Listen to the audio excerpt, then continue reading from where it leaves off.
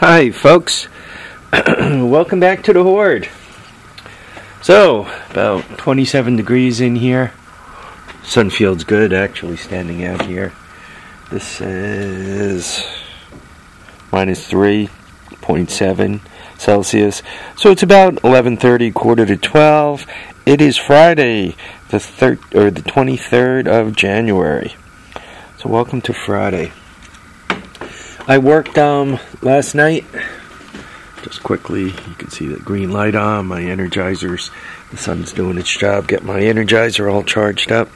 Anyway, I worked last night, but it was a short shift. Unfortunately, I guess when you get into your mid-50s, it gets to the point where you got to say goodbye to a lot of folks. And you guys know, my buddy Gary passed on.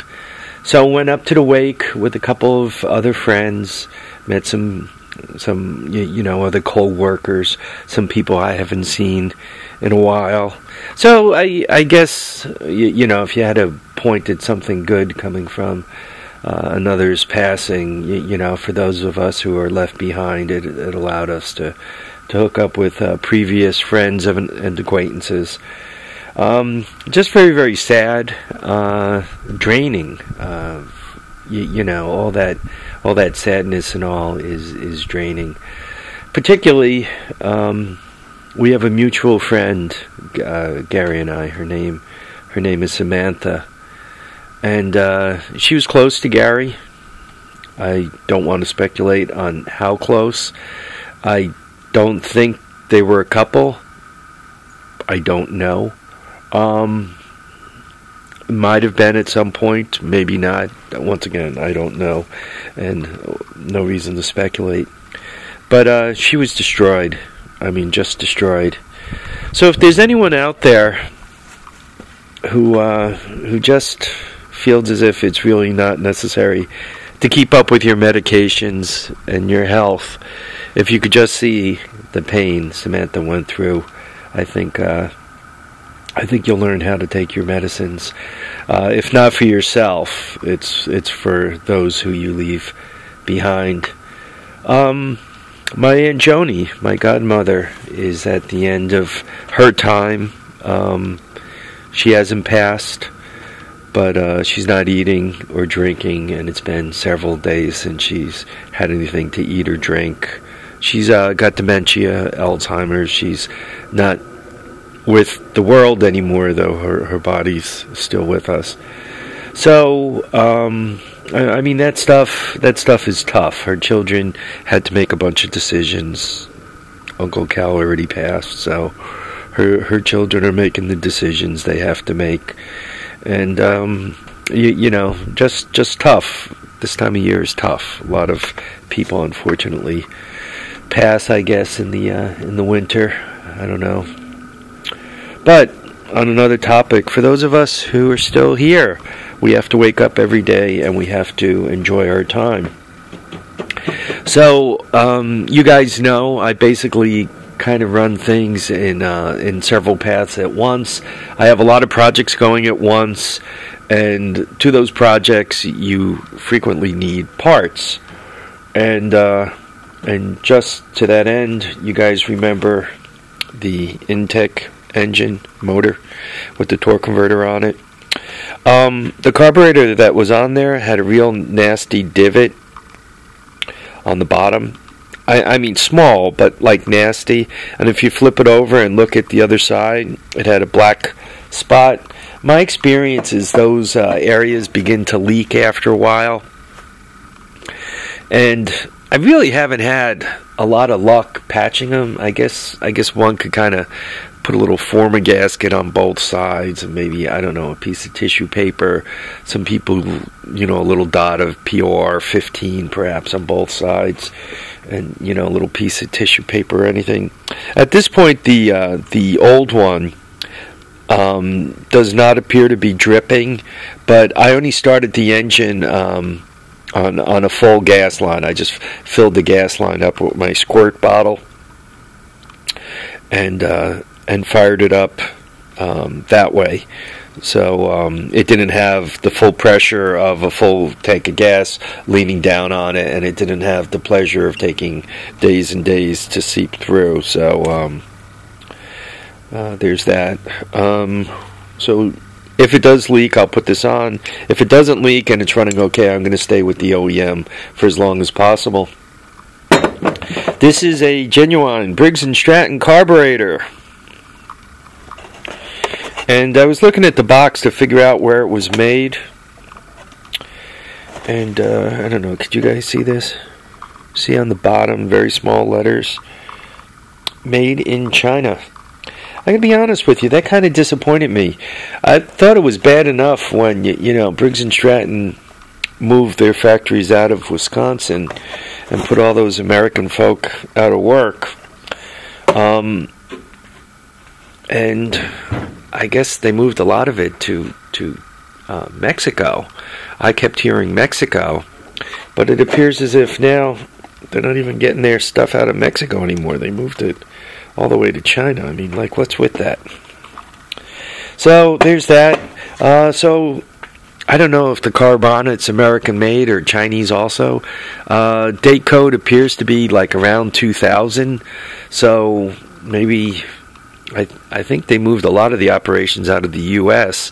in the 80s and 90s. So 2000 could be Mexico, and who knows, 2010 could be China. I guess with the next free trade agreement, everything's going to be coming out of Vietnam, where people are paid 17 cents an hour or whatever they get paid. So anyway, I shouldn't be making these comments, but I just shake my head. When us American workers don't have jobs, and maybe I'm the biggest hypocrite in the world because I like Honda bikes, but anyway, when American workers don't have jobs, who's going to buy all this crap from overseas? I wonder if folks overseas wonder that, One of these days, the folks from China are going to send a fleet of container ships full of crap for the Americans to buy, and nobody's going to have a job, I mean, this was made in America. I guess some of the Hondas now are made in America, like my quad, my TRX 300 was made in America. So I guess some of the stuff's made here. But still, anyway, just a commentary I shouldn't be making. Motor mounts. You guys know that if you've been long-time watchers, I have a TRX or 200X over there that kind of came with a hacked-on. Somebody hacked a 200E engine onto it, and the 200E engine was pretty spent. So I started to hack, I don't know if it was a 185 or a 200 onto it, but I was having a lot of trouble with the motor mounts. And given that that's a 1986 frame, 86 and 87 used the same frame, and they had the 200X with the 6-speed, which is completely different than the 85, 84 and older 200X motor. So it took me a while, because everybody was like, it's an easy swap, and I'm making these strange motor mounts going, this is nowhere near an easy swap, what the hell is wrong with me? Then I realized that it was an 86, and once again, the newer motor and all that. So I was looking at the 200X down in the driveway on the other side of that wood pile, and they also kind of dropped a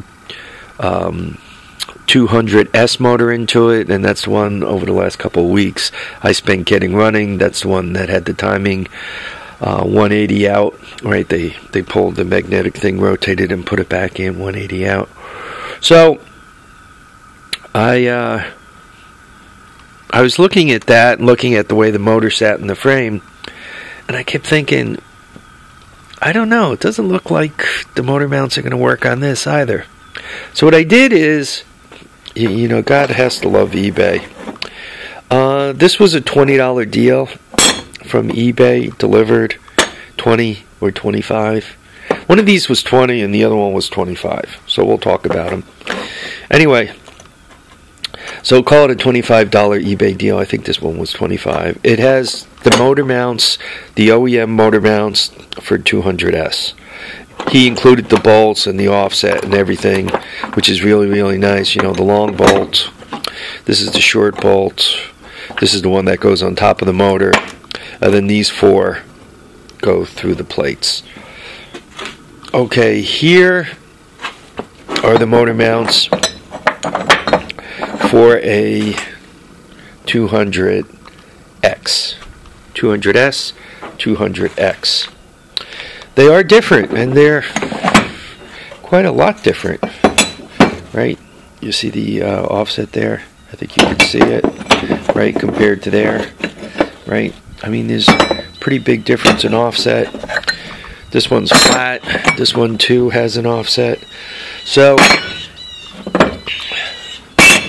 I decided what I'm going to do is I am going to try to smash the 200S motor that came with the 200X. I'm going to try to put that one back to life. I don't want this video to run too long. So, and get it running. I've been asked a couple of questions. Do I completely restore these? Typically what I try to do is I try to stabilize them so that they're not deteriorating anymore, and I have varied success at that. It's not the problem with the success is my lack of effort, not anything else. But typically I was just getting bikes for years and years. I was just getting bikes and hoarding them. Now what I do is when I bring a bike in, I try to get it started immediately and try to figure out what kind of shape it is, and then I decide what to do with it from there. Do I restore them? No. I try to stabilize them, but if they're in nicer shape, if they're really in pretty good shape, I try to keep them in that pretty good shape. I try to take care of them. If they're somewhat ratty, I get them running and I ride them as ratty. Though I have quite a bit of plastic now, particularly the last shipment I brought in from Stoney and Richard, that helps. But when you're doing a restore, like a collectible restore, Mayer plastic really isn't considered like Mayer plastic from the day with all the right stickers on it that's not faded is considered more valuable than current Mayer plastic or Mayer plastic that's all faded and trashy looking and twisted. OEM plastic's better than Mayer plastic. And OEM plastic, even if it's got a few battle scars. I don't mean all cracked to hell. I mean, a few little battle scars. If it's complete and not cracked and none of it's missing, normally that's just worth so much more than Mayer. But so that was one question I was asked. Learned something big this week. I have a TRX 250. It's in the motor shed. And when I got it, it had the square plug, and somebody had bagged the, it was a parts bike, so somebody took some parts off of it. And particularly, they took the CDI, and I'm looking at it, and it appears as if there are holes for 2 CDIs. Somebody was nice enough to comment on the video I made on that a year ago, telling me, or a little over a year ago, telling me I had no clue what I'm up to, that I don't know very much about Hondas, and that one of the holes was for, the CDI, and the other one was for something else. It turns out, and my buddy Bill Staton, William Staton, taught me this, that Honda started to put 2 CDIs on these bikes, one that runs on AC and one that runs on DC. I think the AC one is for running normally and the DC one is for reverse, though I might have those 2 swapped. He made a comment on one of my last videos, a couple of videos ago on it. That's something I didn't know, and it's something that's very interesting, and that's really pretty cool. Like that a lot. Like that information a lot. Generally speaking, if I get one of these bikes and I have any real concern, if it's charging the battery, I would probably just slam a DC CDI on it, 12 volt DC CDI on it, redo the harness a little bit, and run it that way. William Stanton uses the China CDIs, and when he turns them on, they whistle. I'm getting attacked by the birds here. They whistle. They really put out a real nice hot spark. I haven't played with those at all. I probably should get my education up in that area, because if you get a real hot spark, if you have anything like carburation behind it, the puppy will start. It's interesting. The carburetors, the 250 carburetors, I don't have one handy, so I can't put it in my hand and show you. I'm not madly in love with them, and it turns out he's not madly in love with them either. He seems to like the older version that kind of goes on the 200S or the 200X, the little bigger one, the P30s, I think they are, P27 or P30s. He adjusts the mounts and puts those on his bikes. I like those carbs better also. I'm just not madly in love with those the ones that go on the 250s and the 300s. I just don't care for those. So that's interesting. We both came to the same place independently. Anyway, over the next couple of days, you're going to see I'm going to actually try to use some of this hardware and put some stuff on. We have a nor'easter coming up the East Coast, so all this beautiful weather and sunshine and all is going to be gone before we know it, and replaced with 5 to 8 inches of snow where I live. Another pain in the butt, but such is life. You know, sometimes you get lemons and you gotta, deal with it, right? A little sugar, a little lemon, a little water, a little feline, and you have lemonade with fur in it. Folks, I want to thank you for watching and commenting and subscribing. Please keep the comments going, even if they're ones I'm not particularly in love with, like don't know what I'm doing. I do take those comments, and I do learn things from them, so do keep them coming. Remember to keep your feet down, don't fall on the ice, keep your head up, but don't lean into a punch, it makes it hurt more. And guys, remember to enjoy all your days. I'm learning over and over and over again, we don't know how many we're going to get. Oh, and for the person who asked what happens to all this stuff when I die, I guess I don't know, I'll be dead. I'm kidding. My sons will end up with it, and hopefully they enjoy the heck out of it. Yeah, hopefully, if I outlive my wife, they'll end up with it, and they'll hopefully enjoy it. If I don't outlive my wife, and my wife's in a big hurry to get out of here, to move to Pennsylvania or to wherever my other son settles, unfortunately, this horde will probably go real cheap. So, if I stop making videos, start watching the obituaries for a gigantic Honda ATC auction in the Hudson Valley, because I'm sure this one will hit all the papers. Maybe even the hoarders and the pickers and Dr. Phil. Who knows? Anyway, folks, sorry this ran so long. Once again, thanks for watching, commenting, subscribing. Enjoy all your days. Bye now.